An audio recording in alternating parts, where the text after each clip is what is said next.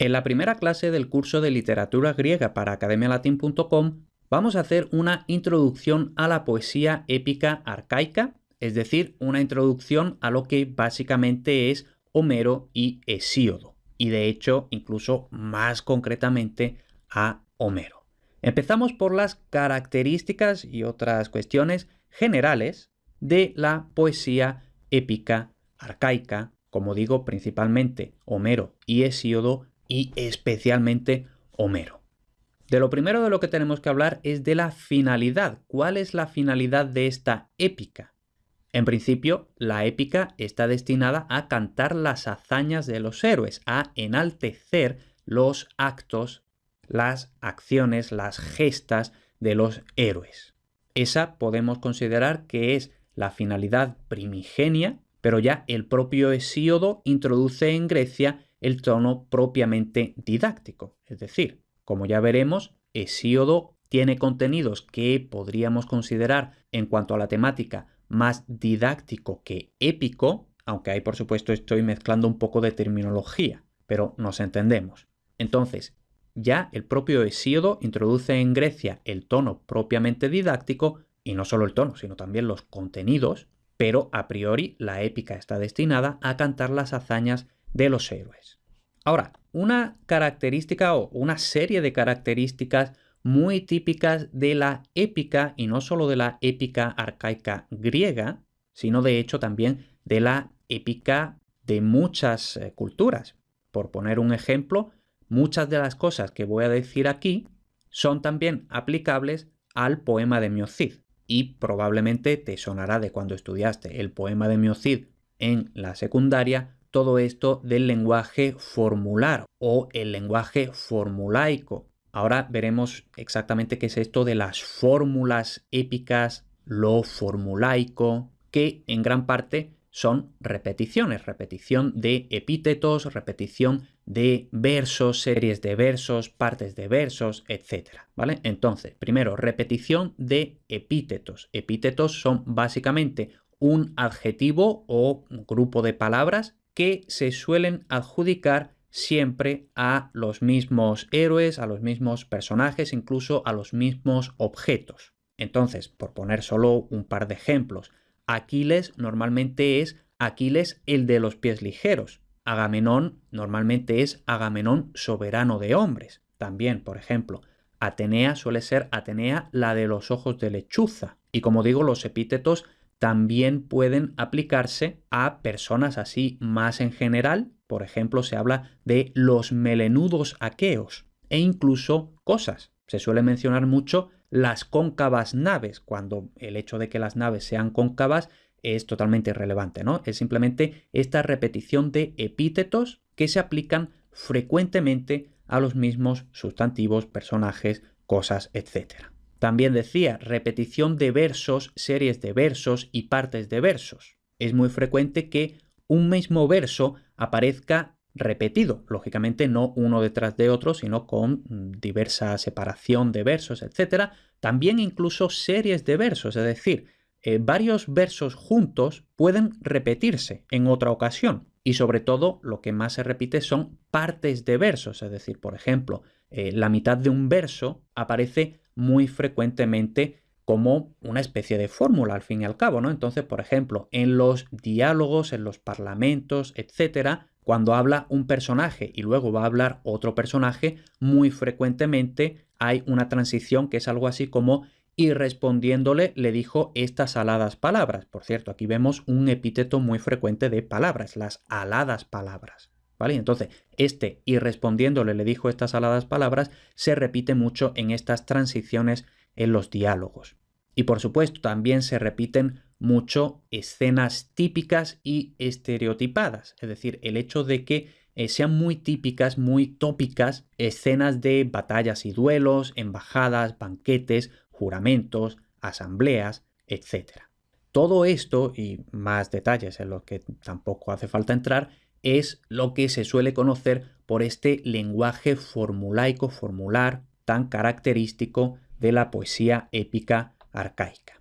Ahora vamos a hablar un poquito de la composición y de la recitación de estos poemas. Lo primero que tenemos que tener en cuenta es que no había un proceso de redacción reflexiva. Es decir, el autor no decía, venga, pues voy a escribir la Ilíada, me siento en el pupitre, me siento en el escritorio y me pongo a escribir. No, eso no existía. Los poemas se improvisaban un poco entre comillas, en cursiva, porque ahora vamos a ver que no es improvisación 100%, pero podemos decir, los poemas se improvisaban y se difundían oralmente, es decir, se recitaban con acompañamiento musical. Entonces, estos poemas, en principio, no estaban escritos en ninguna parte. Los poemas se improvisaban y se difundían oralmente. Entonces, decía, se improvisaban un poco en cursiva, entre comillas. ¿Por qué? Porque no era improvisación al 100%, es decir, el poeta no se inventaba de la nada el contenido de los poemas, sino que los poemas se basan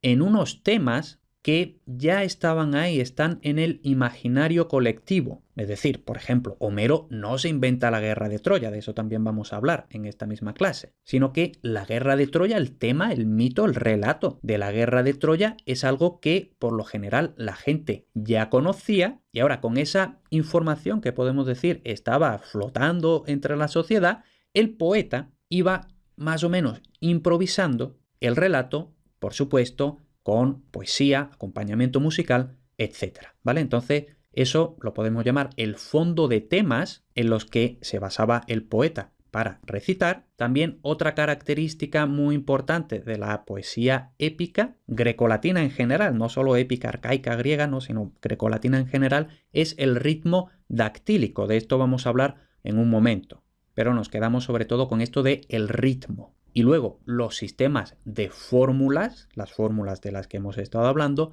permitían la improvisación de memoria y la adaptación al contexto. Entonces, aquí otra vez vamos a tener en cuenta varias cosas.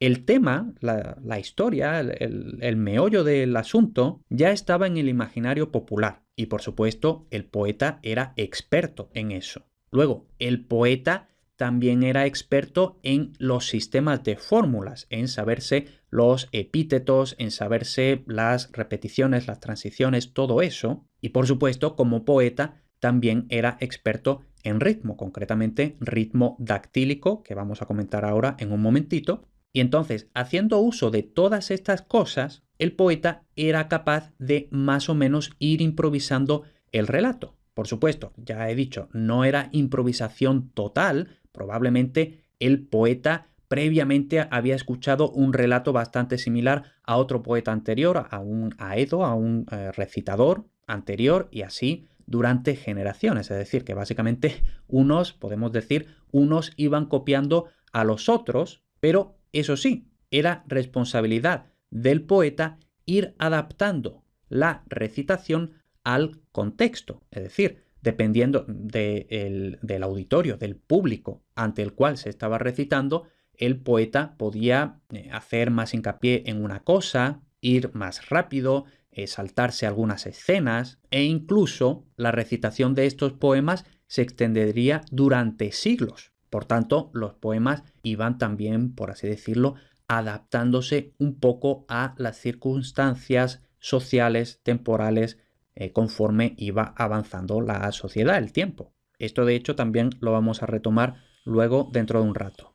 Y por último voy a retomar esto de el ritmo dactílico. ¿Cuál es la importancia del ritmo dactílico? Por supuesto, la poesía siempre en general, toda poesía antigua, actual, etcétera, tiene un ritmo o debería tener un ritmo. Primero por la musicalidad inherente a toda poesía, pero además de esta función estética, tenía una función, vamos a decir, más utilitaria, y es que simplemente el ritmo ayuda a memorizar cosas. Entonces, pues lo típico de cuando tú en la escuela tenías que memorizarte los ríos de España, lo hacías con una cancioncilla. ¿Por qué? Porque con la cancioncilla es mucho más fácil memorizar. Entonces, esa es la razón utilitaria de usar un ritmo. Concretamente, como estamos diciendo, el ritmo dactílico. Entonces, ¿qué es esto del ritmo dactílico?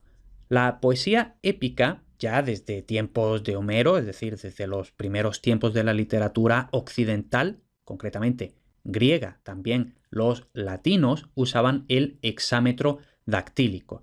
Esto no es una clase de métrica, de hecho ya tengo contenidos de métrica grecolatina, pero explicado muy rápido.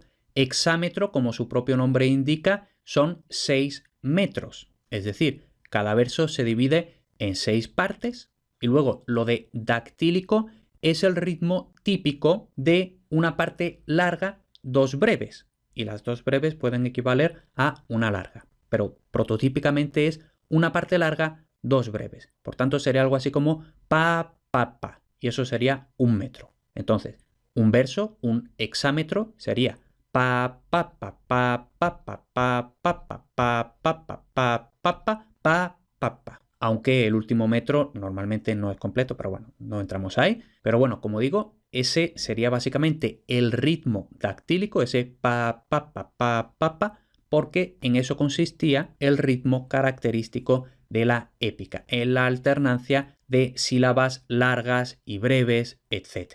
Luego, tenemos que hablar también, muy importante, del llamado dialecto homérico. Y otra vez, esto de dialecto homérico un poco en cursiva, entre comillas, porque propiamente el dialecto homérico no era ningún dialecto, podemos decir, real. Es decir, no era ningún dialecto que ninguna persona hablara en la vida real, sino que era un dialecto artificial que se usaba en la poesía épica.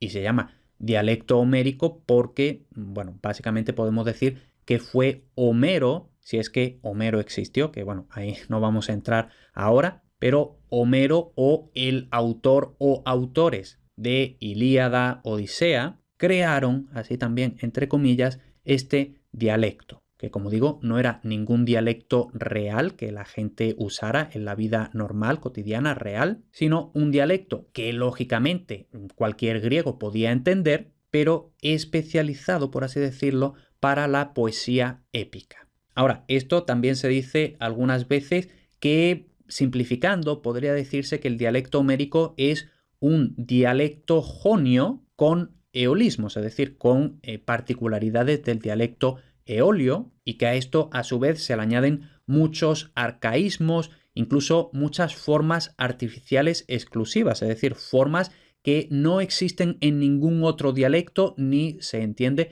que nunca habían existido en ningún dialecto en ninguna época, sino que son formas creadas expresamente para los poemas y que fuera de los poemas en principio no existían. Eso sí, este dialecto homérico con sus características seguirá usándose durante siglos, básicamente, porque se entendía que Homero, el padre de básicamente la literatura occidental, Homero era el padre de la épica y ahora por, así decirlo, por respeto a Homero, toda la épica que se escribiera debía estar en este mismo dialecto homérico. Lógicamente, habría diferencias entre épocas, autores, etc., pero básicamente que todo debía ser más o menos dialecto homérico. Toda la épica debía ser más o menos dialecto homérico. Y hasta ahora hemos estado hablando de características que podemos decir más o menos técnicas. Ahora vamos a hablar de contenido. Ya hemos mencionado que los relatos pertenecen a un fondo común, a un fondo muy antiguo, tradicional, folclórico, algo que está en el imaginario colectivo de los griegos. Es decir, que todos los griegos más o menos sabían las mismas historias. Y ahora, algo interesante y algo diferente a lo que podemos, por ejemplo, nosotros en la actualidad pensar respecto a, por ejemplo, los cuentos de los hermanos Grimm. Nosotros, lógicamente, consideramos que los cuentos de los hermanos Grimm son ficción, son ficticios, son simplemente cuentos. Sin embargo, aquí no. La narración de estos poemas épicos nunca se presenta como ficticia, sino que estos se consideran hechos de, lógicamente, de un pasado, pero que es un pasado histórico, es un pasado real, concretamente el pasado de la edad heroica, es decir, la edad anterior a la época de Homero y posterior, en la que vivían los héroes semidioses y en la que los dioses todavía participaban activamente en la vida de los mortales, semidioses, héroes, etc. Esta edad heroica era la época de la guerra de Troya, y unas generaciones antes, a la guerra de Troya. La guerra de Troya realmente es ya el final de la edad heroica. Básicamente, cuando termina la guerra de Troya, termina la edad de los héroes. En la Ilíada, cuando todavía está vigente la guerra de Troya, todavía están ahí los héroes luchando. Y luego la Odisea, una vez terminada la guerra de Troya, realmente es la transición entre la edad heroica. La edad heroica ha terminado con el fin de la guerra de Troya y ahora la Odisea supone el regreso de los héroes a la vida normal. Los héroes tienen, por supuesto, los que hayan sobrevivido, tienen que volver cada uno a su casa, y el hecho de que muchísimos héroes murieran en la guerra de Troya y que muchos héroes también mueren en los propios regresos a casa desde Troya, y que los que consiguen volver lo hagan ya a una casa hostil hacia ellos, eso ya básicamente supone que los héroes han terminado, los héroes han muerto. Y a partir de que los héroes mueren, pues ya solo quedan las personas normales. ¿Vale? Entonces, de aquí, de todo esto, narración que se presenta como real, es decir, es un pasado histórico real.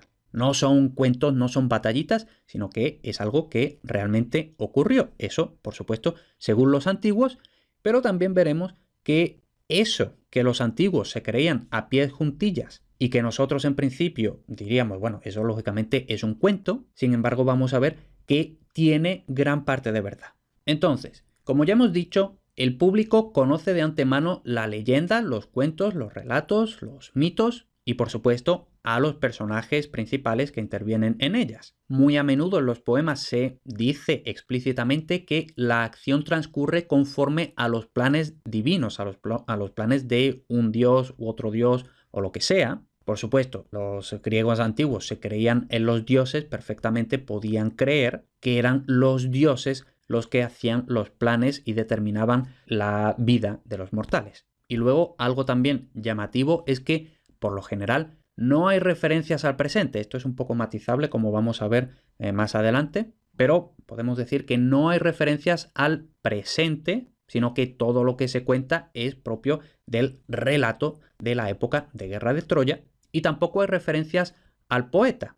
Esto ya luego va a cambiar desde Hesíodo, pero propiamente en Homero en ningún sitio dice yo soy Homero y yo estoy contando esto.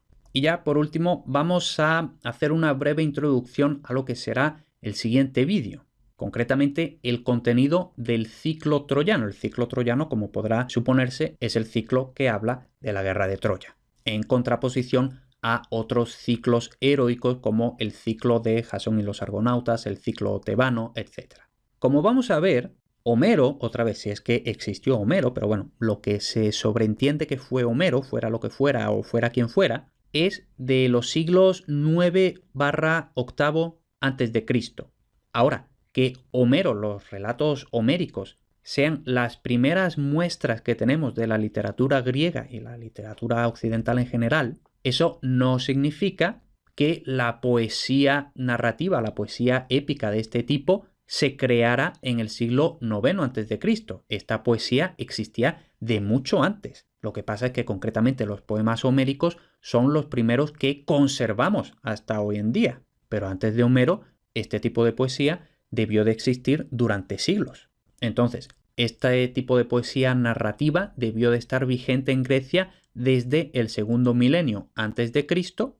Como ya he adelantado, los poemas homéricos se compondrían entre los siglos IX y VIII antes de Cristo. Y luego, por lo general, nosotros siempre identificamos la guerra de Troya con principalmente la Ilíada, también un poco con la Odisea y poco más, ¿no? Decimos, bueno, la guerra de Troya la cuenta Homero, luego también la cuenta algo Virgilio en la Eneida y poco más, ¿no? Eso es lo que más o menos todos conocemos.